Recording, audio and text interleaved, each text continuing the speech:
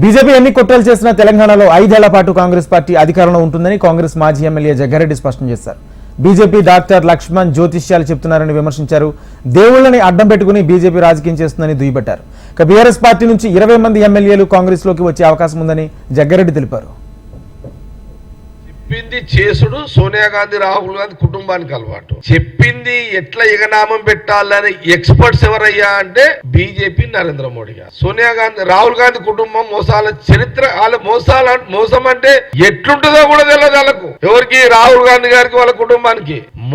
మోసంలో చేసుట్ల దిట్ట ఎవరయ్యా అంటే బీజేపీ. ఇలా పోటీ పెడితే వాళ్ళు ఇంటర్నేషనల్ అబద్ధాలు ఆడుట్లా బీజేపీ ఇంటర్నేషనల్ ఫస్ట్ వస్తారు వాళ్ళు. మీరు ఎన్ని జిమ్మికులు చేసినా, వేరే రాష్ట్రాలలో ఎన్ని జిమ్మికులు మధ్యప్రదేశ్ లో చేసారు, అలాంటి మీరు జిమ్మికులు చేస్తారు బీజేపీ. డిసెంబర్ తర్వాత చేస్తారు వాళ్ళు. చేసిన కాంగ్రెస్ గవర్నమెంట్ 5 ఏళ్ళు పక్కా ఉంటది.